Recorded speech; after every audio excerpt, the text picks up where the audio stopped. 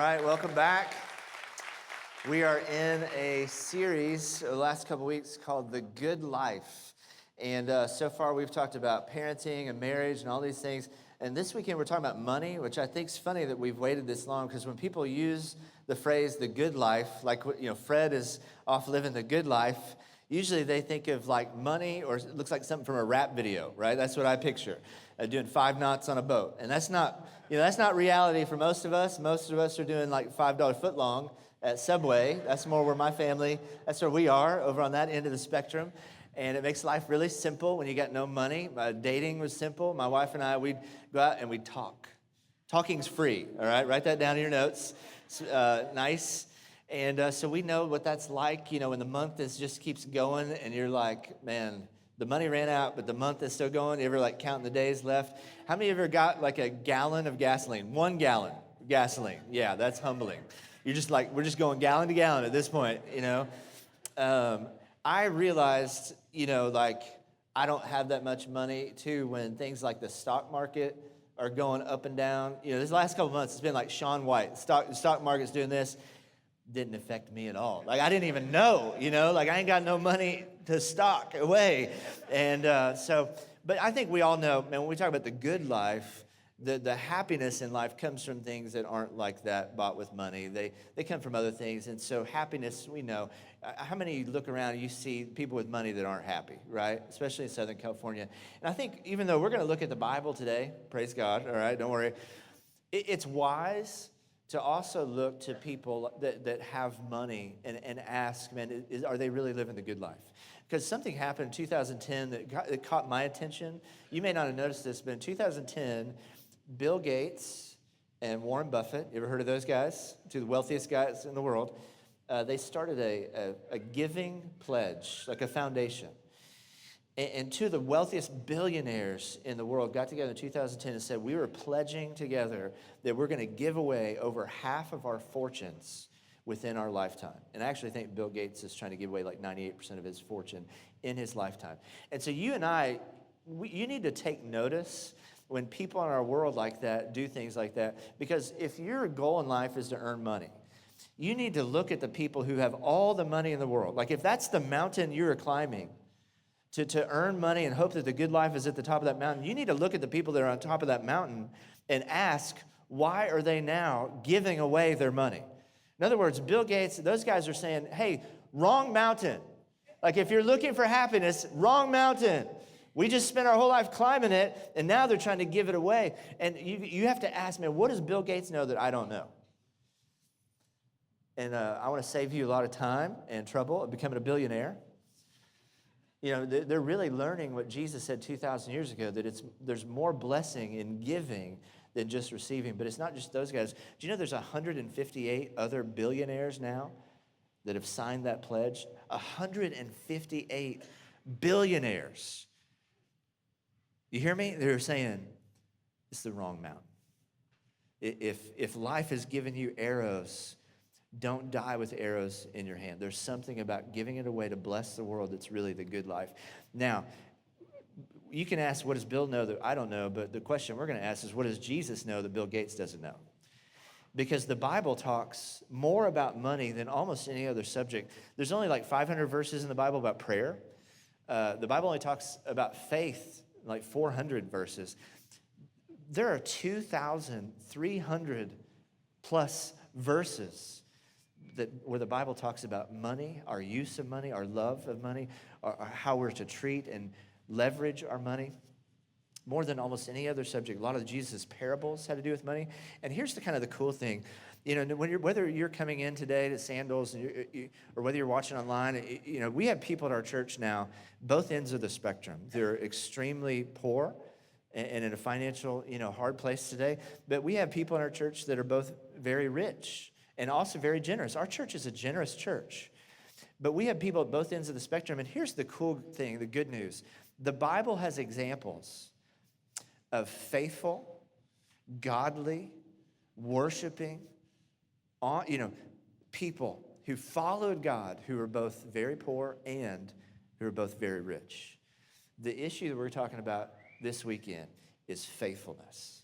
And all of us, everyone, you don't have to be a billionaire to be generous, and you don't have to be a billionaire to be faithful with what God's entrusted to you. And we're going to look at one of my favorite stories that Jesus told as a parable in Matthew 25 about people who were entrusted resources and what they did with it and how it brought about joy and the good life in their life. You got your notes. Most of these verses are all in your notes from Matthew 25. So Jesus starts this story. A lot of his parables, he would tell a story to make a point, and he says, the kingdom of heaven is like a man who goes away on a journey. Now, this master, this manager who goes away is going to represent God, who's going away for a long time. But before he goes away, he calls his servants to himself, that would be us, and he entrusts to them his property. He opens his hands and he gives his property away to these guys. To the first one, he gives 5 talents. That's a unit of weight. And to another one, he gives 2 talents of gold or silver. We don't know. And to each, and the last one, he gives 1 according to their ability. That's how he gave them the money. And then he went away. Now, you need to understand what a talent is, to understand what this guy has just done in the lives of these 3 servants. 1 talent, just 1 talent, would be 60 to 70 pounds of gold or silver.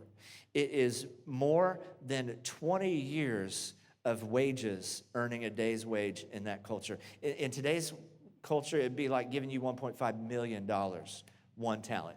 King David had a crown that was made of 1 talent of gold. He probably didn't wear it because it weighed 70 pounds of gold. It's a symbol. That's how much money this guy has entrusted, even to the last guy with just 1 talent. We should be grateful. So when we're going to start talking about generosity, we got to start talking about our heart. So I want you to write this down in your notes. The good life, I believe, the good life starts with a gratefulness to God. It really begins with this heart issue of looking at our life and what God has done for us and having gratefulness. Paul says this, what do you have that you didn't receive? Right? You begin to think about your life in proper context. What do you have that you didn't really receive? And if you received it, why do you boast as though you didn't? We are extremely blessed. And I know no matter where you're coming today, financially, if you have a belief in God, you have to recognize how extremely blessed you are to be alive on planet Earth.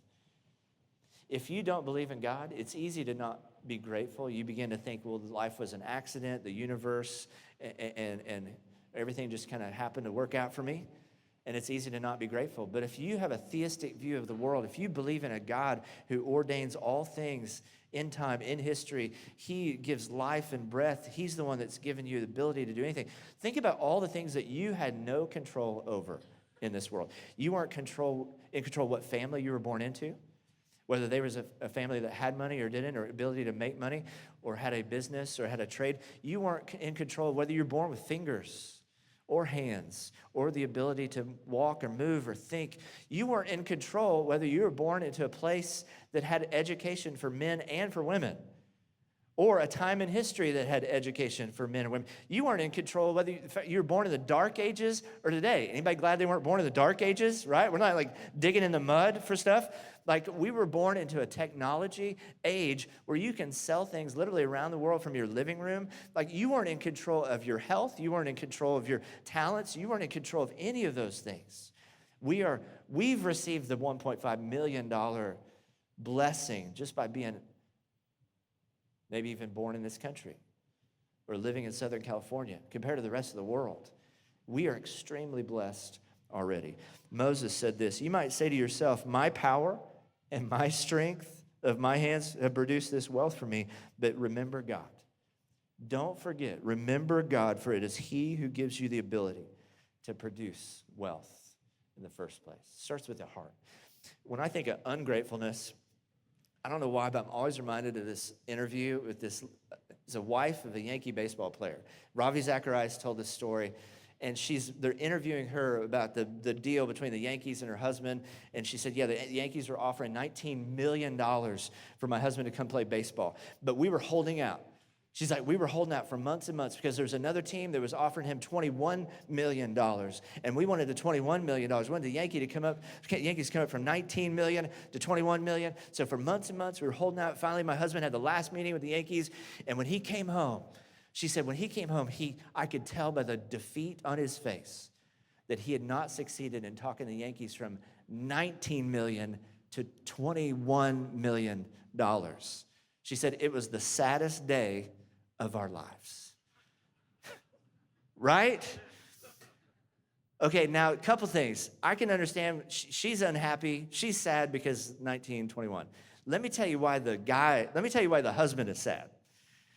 Because he's just realized he's married to a person, right? Who he's just brought home $19 million.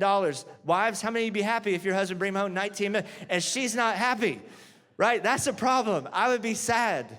My wife, if I bring home a red box and like one of those chicken buckets from Albertsons, my wife's happy. We're doing okay, all right?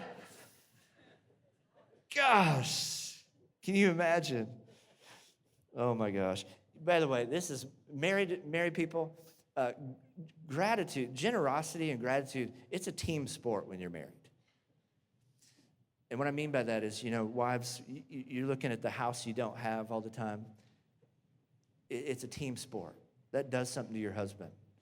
Gratitude, man, gratitude plays itself out in all these areas. Solomon says this, whoever loves money never has what?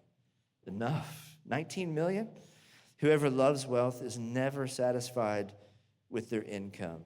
Listen to me. Enough, it's a mirage. You will chase that mirage all the way through the desert, all the way through your life. And if you wait to say, I'll be generous, I'll give, I'll do these things when we have just a little more, you'll chase that mirage. You'll never get there. I wrote this in my Bible. This isn't in your notes.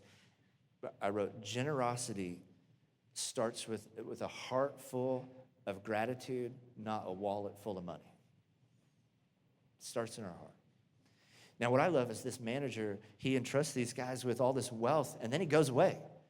Like he actually trusts them. He entrusts it to him, and then he wants them to steward it, so he goes away. And luckily, the first two, look what they do. The one who received 5 talents, I love this. He goes away and trades it. In other words, it leaves his hands too. And he trades it to someone and makes 5 talents more. The one who had 2 talents immediately goes. He trades it. It leaves his hand to third, fourth person. He makes 2 talents more. In other words, they were good stewards. So I want you to write this down. No matter what God has given you in this world, I honor God by leveraging what he's given me. God has entrusted resources to you to leverage that for good in the world. My dad was great at leveraging, especially money. My dad was most people's grandparents' age. He was born in the 1920s, so he literally grew up during the Great Depression. Have you ever heard of the Great Depression? My dad had to learn, like people in that generation had to learn how to leverage what little they had and make it go further for their family's sake. And so my dad, I realized when I was in high school, we didn't have like the biggest house. We didn't have a big house at all. We didn't have very many things. But my dad was like the bank to our friends and family. We had family that would come to us and borrow $10,000 because he wouldn't charge them interest. We had friends. My best friend, when he wanted to buy a car, his family couldn't do it for him. My dad helped my best friend get his loan for his first car. And he learned how to leverage money, not for himself, but for others. So when I was finishing high school, I'm kind of wondering, like, well, is there anything for me? Because I wanted to go to college. Nobody in my family had been to college. And I wasn't dumb, but when I took those tests, I did not make what you needed to make to get a scholarship. I was like, 24, I was 22. Took it 3 times and like never could get the score I needed. And I was like, man, is there home college? Like, can you do that? Is that a thing? Like, can we home college? And my dad he goes, well, I bought 2 acres of land in Texas in 1950. Yeah, you with me? And it was like he had an arrow right on the bow for 43 years waiting for the right moment. He leveraged it. I went to college because God had trusted something to him and he leveraged it for others. I want you to write down these 3 things. I just started to think about what kind of things did my dad teach me about leveraging my money. The first one is we got to fight for margin. We have to fight our culture, our friends, our own desires and fears. We have to fight for margin. Most people, especially in America, have very little margin between what they earn and what they spend. In fact, Americans spend $1.10 for every dollar that they make. I don't know how that works. We're going like the wrong direction, But we got to fight, and you got to find, man, if you have no margin, you got to begin to ask some tough questions. Like, what girlfriend do I need to break up with? And I say that metaphorically, Let me tell you one of ours. 20 years ago, I broke up with cable TV. I said, we are not dating anymore. You're too expensive. And you know what? My life's been just fine. We're happy. We haven't missed it. See, nobody's laughing at this because you're like, cable TV? We don't have Netflix. We ain't got nothing. But we have margin and no debt. Laugh now, right? 3 of my friends, they said, never borrow money to buy a car. And we never have. Now, I haven't drove the sexiest car, but I don't have any debt. I don't have a car payment. That's kind of sexy. Amen. I got a friend, his family, they actually watch Sandals online. And he started getting a heart for world missions. And God started putting things on his heart to start give large amounts of money. He was working for a Fortune 500 company, but they promoted him. Right about the time he started feeling like God was leading him to give more, his company promoted him. And he goes, Claude, this was the kind of promotion where they added a 0 to his annual salary. That kind of promotion, CFO. And he goes, that was the same year we got a different house. And I just go, oh, well, I think that's okay. You get a promotion, you get a bigger house. He goes, no, we didn't get a bigger house. We felt like God was leading us to downsize our house so that we could create more margin, so that we could give more away. You think God's going to bless his life? He has. Number 2, write this down. Set a wise plan. Most of us have behaved ourselves into our financial situation, so that means you probably need somebody else to get you out of it. I needed other people. I'm not smart with money, but I know, I have friends who help me get a wise plan. Solomon says this in Proverbs, the plans of the diligent lead to profit as surely as haste leads to poverty. Anybody ever bought anything in haste? Like Shopping Channel? Anybody ever done that? When it says buy now, you should just hear run now. Okay, that's what that means. Because any of that stuff you buy in haste is never a good idea. But man, some of us just need to get a plan. My buddy Chris, we were hanging out at Starbucks a couple months ago. I think this was the middle of last year. And he's checking his email. And all of a sudden, he rejoices. I don't know if you've ever seen someone start screaming. He's like, yeah, yeah. He runs out into the parking lot. We can hear him yeah. Doing laps in the parking lot, pound his fist. So my friend and I, we go out, we're like, what's the deal? Are you having another baby? What's going on, He goes, no, man, we got money back on our tax refund. It wasn't even that much money. I'm like, that's what you're yelling about? He goes, no, man, you don't understand. This was 8 years. 8 years of planning, 8 years of doing cash in envelopes, 8 years of cutting here, margin there, paying off this debt. This is a big deal. Get that tax refund. Justin Pardee, you guys know Justin. He said the first time we got money back on our taxes, he goes, I started crying and I hugged my tax guy. That's kind of awkward, but I get it, right? There's joy because of the plan. It worked out. If you need help, here's the cool thing about Sandals. There's 2 different workshops. There's 2 different tools that you can access to help you get a financial plan. Some of you have things that are unavoidable, but some of you need to get a plan to help you get into a good financial place. Because the next one is number 3. It's bigger than you. I want you to write this down. This is a phrase, number 3, that my wife and I have been using for 20 years, and it's going to be new to you. But we live a wartime lifestyle. All right? I want you to write that down. We live what we call a wartime lifestyle. You guys ever been to the Queen Mary, down in Long Beach? There's 2 kind of parts to the Queen Mary. There's the peacetime, where it's pretty lavish. It's got the carpets and the chandeliers. It's in peacetime, man. We can do some fun things. But in wartime, that ship, the half of the ship that goes, man, this when it's in wartime, it looks completely different. It's all steel. People aren't sleeping on big like queen bed. There's like bunked 8 deep with guys. They might spend $1 million on a missile, but man, we're shrewd when it comes to everything. You get a spoon and a pillow, all right? That's all, because it's wartime. Like we're in wartime.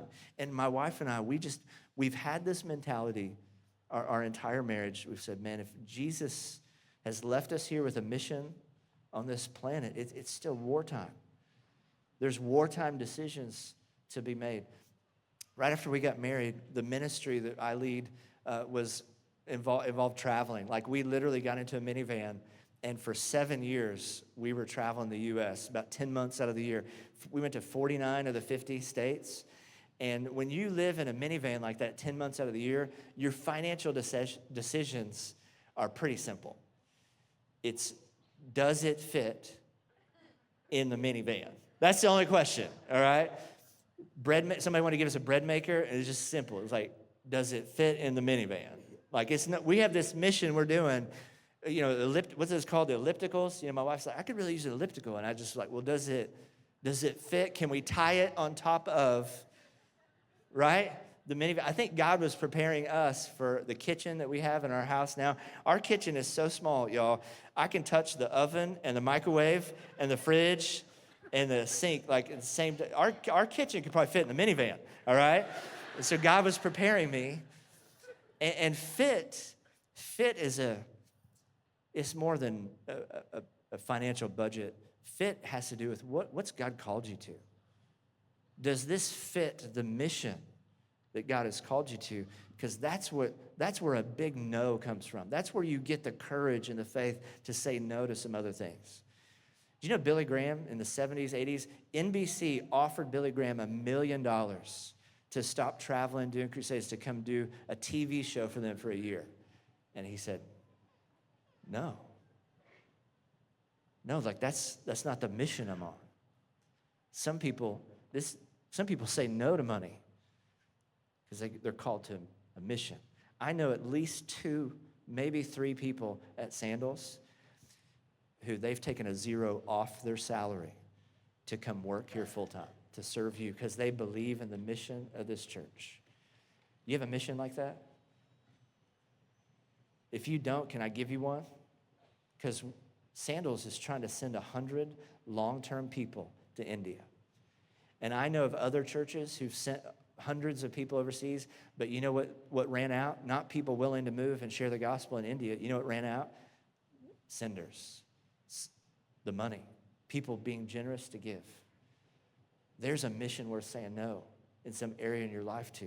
There's a mission where it says, if we can send our kids to Disneyland and we can't send our missionaries to India, that's a problem for you. Because one day this manager is going to come back. The one who received the 1 talent, he went out of fear and he dug a hole in the ground and he hid his master's money in the ground. And after a long time, the master of those servants came and settled accounts with him. And we find out the reason he hid the money in the ground was because of fear. And I want you to write this down. Don't let fear drive your finances. Now, you may not have ever thought about it like that before, but I think if we're honest, if we're being real, a lot more of our finances are driven by fear than we'd like to admit.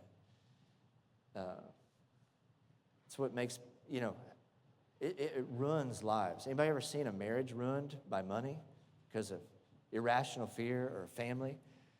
It's like that lady that left, nothing to her grandkids, left $12 million to her dog Trouble. You guys hear about that? It's an expensive dog. Money will make people do crazy things.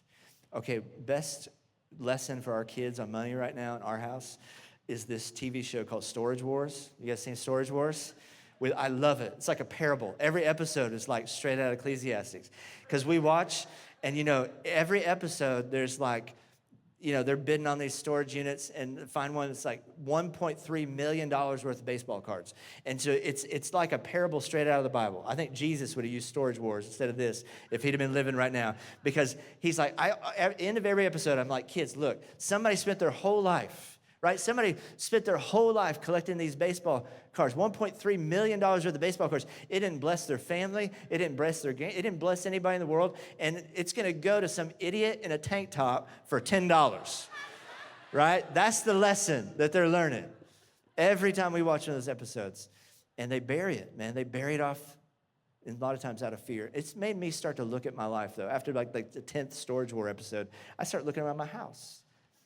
And I'm like, why do I have some of the things I have? Why am I spending my money the way I'm spending it? And let me be honest with you. I realize that I spend money out of fear that I'm not going to keep up with so-and-so, or that I'm not going to have the look or the clothes, or, I mean, especially in Southern California. We spend money out of fear that we're going to lose approval from somebody. That's me. My wife, she saves money out of fear. The zombie apocalypse. You know, she's a hoarder. And like, I've bought my wife T-shirts, like a shirt or something, and she pulled one out the other day, had the tag on it still from 10 years ago. Still has the tag on it. She's afraid to wear it because there might be a day there's never a T-shirt made again in America. See, she just, out of fear, man. Savers and spenders can both do that out of fear. Do you know Jesus sets you free from both those? That's what's beautiful about the gospel, is that Jesus isn't here to make you rich. He's here to set you free from money completely because you're already accepted by God. I don't need to care about what people wear or drive or their house. God accepts me. So I don't need to, I'm free from that. God is taking care of my future. I don't need to hoard to try to take care of myself. It's a faith issue to take even what is hoarding savings. It's a faith thing to trust God instead of my fear. Solomon says this, I've seen a grievous evil under the sun, wealth hoarded to the harm of who? Its owners. Harms us. When the master comes back, the one who received 5 talents comes forward, and he brings his other 5 talents. And he gives them to the master. He says, you've delivered me 5 talents. Here, I have made 5 talents more. And his master said to him, well done, good and faithful servant. You've been faithful over a little. I will set you over much. Enter into the joy of your master. Circle that word joy. When a guy like this comes back from a journey, there's going to be a party. That's what this is. Enter into the joy of your master. And it was probably an awesome party. If he's got 8 talents to just throw out, it's probably an awesome party. Amen? Next guy, 2 talents, comes forward. Master, you delivered me 2 talents. Here, I've made 2 talents more. And his master said to him, exact same words. Well done, good and faithful servant. You've been faithful over little. I will set you over much. Enter into the joy of your master.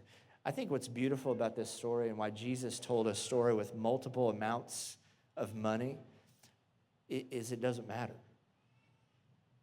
What God is looking at is not whether you're rich or poor. Money does not create greed. It reveals it.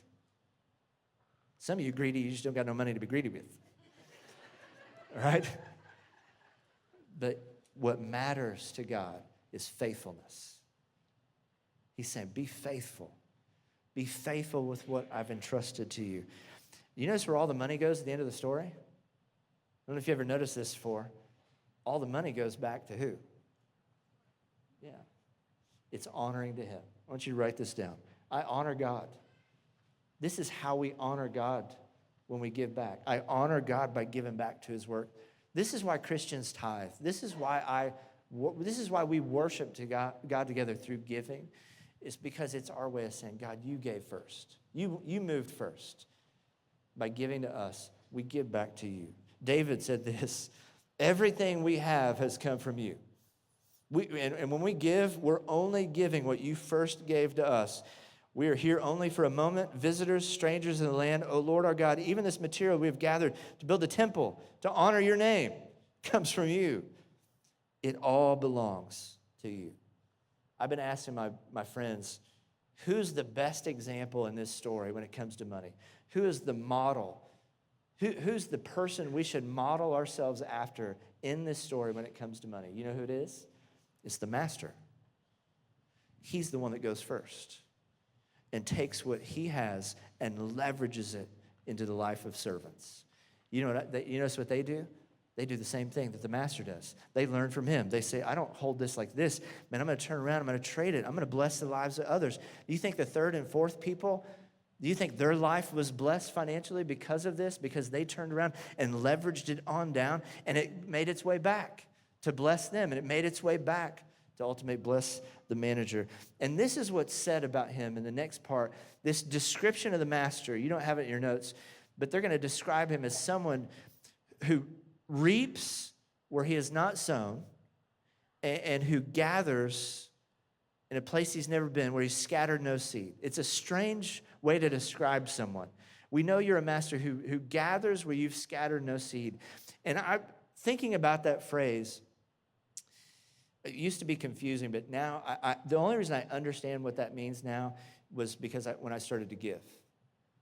Now I understand what it means. Because when I started to give, even at Sandals, it was out of duty.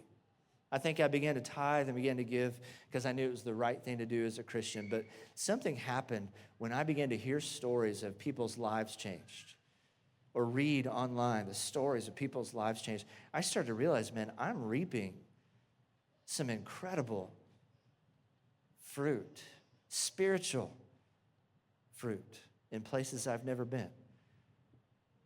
I began to see what Sandals was doing around the city, like San Bernardino. I can't even spell San Bernardino, but I believe God's going to change some lives there. And when I give to Sandals, I think, man, I'm reaping something incredible. Blessing, spiritual blessing in a place I've never been. We have 7 people already in India that you've sent because of your giving. We have long-term people in India right now who will tell people about Jesus who will never get a chance in their lifetime if those people weren't there. And that's because of you. And when you give, you will. Most of you will never step foot in India, but when you show up in heaven, God's going to say, well done. You've reaped fruit in a place you've never stepped foot because you gave. It went further than you. What about Banning? That's even farther than India. People in India are like, dang, you're reaching Banning? Like, they're probably giving to help us reach Banning. I'm never going to Banning, but you're going to reap fruit where you haven't sown. That's the mentality of the person who says, man, if God's given us arrows, I don't want to die with any arrows in my hand. Solomon says this, honor the Lord with your wealth. It's the only thing the Bible says to test God in. Is this area of giving. With the first of the month. That's basically what that means. The first fruits of your produce. And then look at the promise. God's going to fill your barns. There's a promise on the back end. And the reason God can challenge us to give first is really the manager. He's given first. God's given first to you.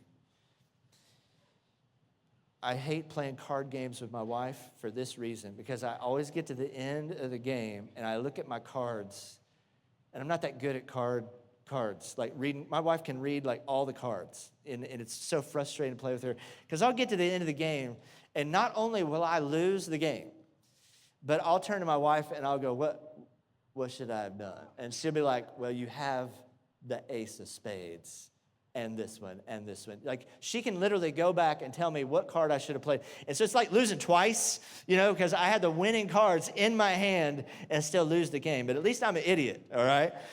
This guy, he knows he's got the cards in his hand. But look what he does. The one who had 1 talent came forward. Master, I knew this about you, that you are a hard man. You reap where you do not sow. You gather, you scatter no seed. But I was so afraid that I hid that talent in the ground. Here, take what's yours. But his master says to him, you wicked and lazy servant, you knew.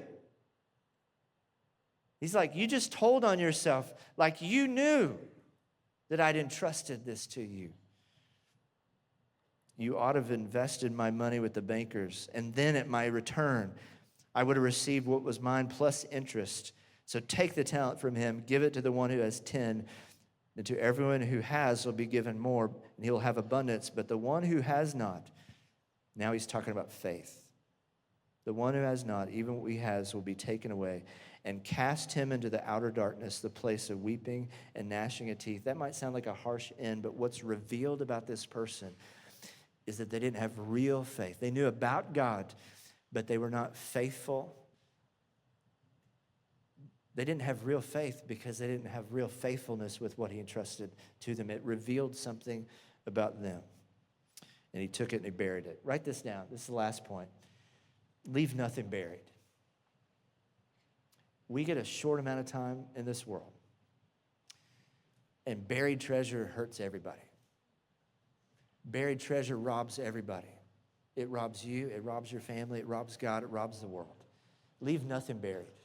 My dad, when he passed away and we went to the funeral, someone else led the funeral, and the entire sermon about my dad and his life was about contentment. And it was the first time I really realized, as I looked around the room, people had driven from out of state to be at my dad's funeral because he had lived a very simple life, but he leveraged it to bless so many other people. And as we walked past the casket, somebody had put something in there with him, a little toy or something, like a little token. And this week, I was trying to remember what it was. And I asked my mom, and my mom's like, I have no idea what you're talking about. We couldn't even remember what was in the casket with him because guess what? It had no value. He wasn't buried with anything.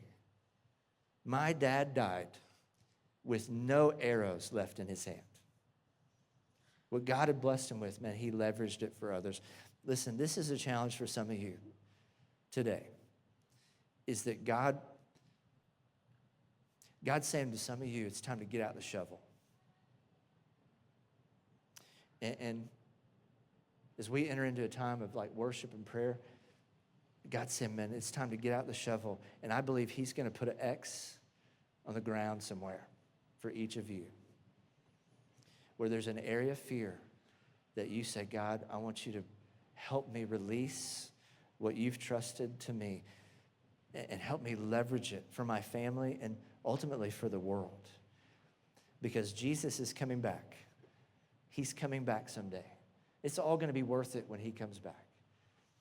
Before Jesus died, he left us a tradition to help us remember him, remember his sacrifice, and remember that he's met our greatest need in this life. And we call it communion.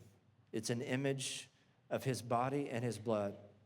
And right now our ushers are making their way, and they're going to begin to serve the communion elements down through the rows. If you don't want to take communion, it's perfectly normal for you to pass it on. But this is a great tradition for us as we remember what Jesus has already done for us, and we exercise gratefulness to him. So let me pray for us as those elements come around. Let's pray.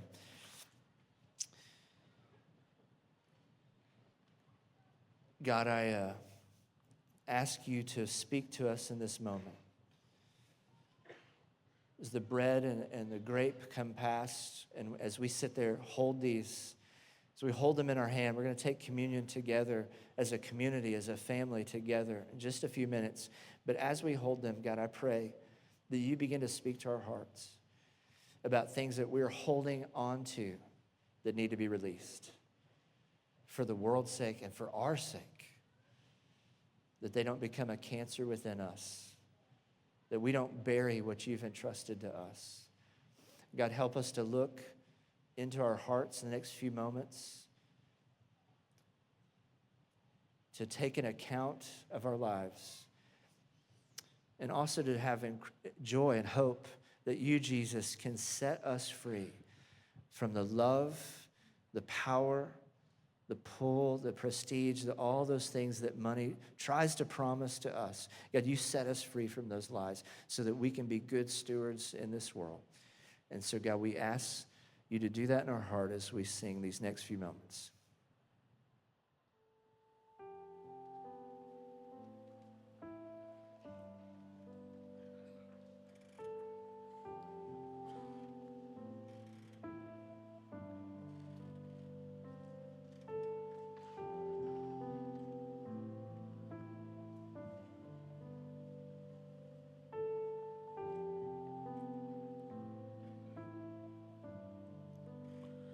The head that once was crowned with thorns is crowned with glory now. Savior knelt to wash our feet. Now at his feet we bow.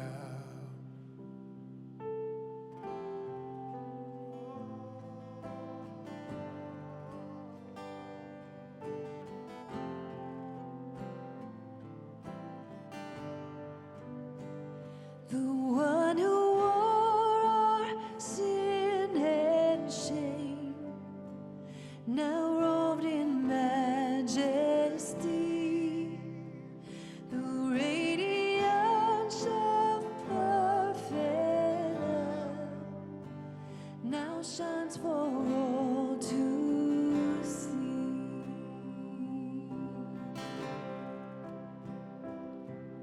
Your name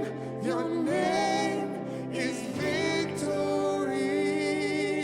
All praise will rise to Christ our King. Your name is victory. All praise will rise to Christ our King.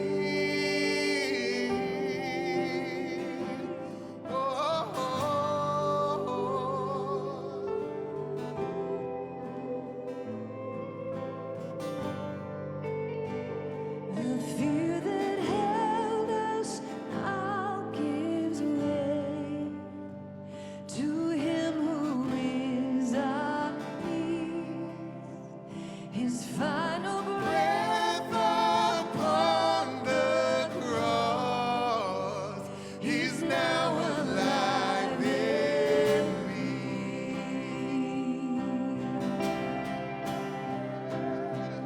Your name is victory. Your praise will rise to Christ our King. Your name is victory. All praise will rise to Christ our King.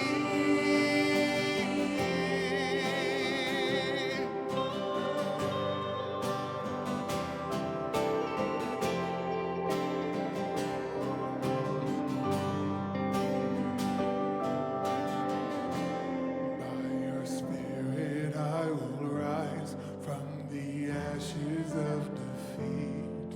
The resurrected King is resurrecting me. In your name I come alive to declare your victory. The resurrected King is resurrecting me. by your spirit I will rise from the ashes of defeat. The resurrected King is Resurrecting me. In your name I come alive to declare your victory. the resurrected King is Resurrecting me. by your Spirit I will rise from the ashes of defeat. The resurrected King is resurrecting me. In your name I come alive to declare your victory.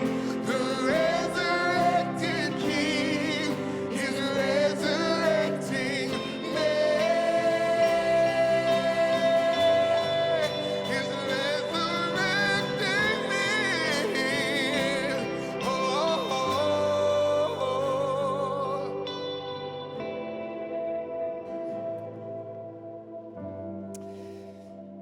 On the night before Jesus was betrayed, he had one last meal with his disciples, and he took bread, and as he broke the bread and passed it down, just like you passed the bread down to those sitting next to you, he said, "This represents my body, which is about to be broken for each of us." Bread in the ancient Near East was a food for, honestly, for poor people. It was very common. And as we take communion together, it's a reminder that spiritually, no matter where you are today, rich or poor, spiritually, we were in great need. We were spiritually poor, but Jesus, with his sacrifice, has met your greatest need in this world. So would you take the bread together?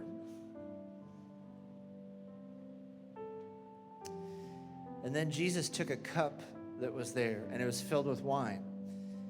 And wine was wine was very expensive in that culture. Wine was reserved for the rich or for a party or a wedding or a very special occasion. And Jesus said, this wine represents my blood. His blood came at a great price. And as he passed down the cup, he said, it represents my blood shed for the new covenant for us. One day, we will eat and drink together again with Jesus in heaven. It's a reminder that there's a party coming, and the joy before us makes all this life worth it. So as you have the grape representing Christ's body crushed for you, let's take the grape together. And one of the last beautiful ways that we get to worship together as a church family is through our giving.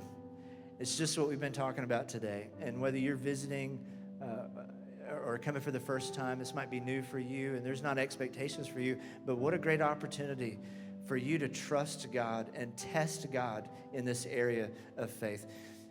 And my prayer is that when you release, when you let go of what's in your hand, it's an opportunity for God to provide the very thing he promises to do, which is to fill your hand with something greater and something new in your life. And so blue buckets are going to come by, and there's kiosks in the lobby and opportunities for you to give.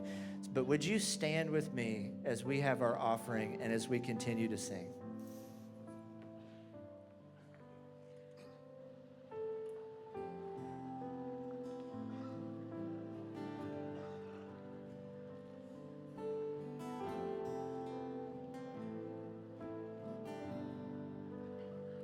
The tomb where soldiers watched in vain was borrowed for 3 days. His body there was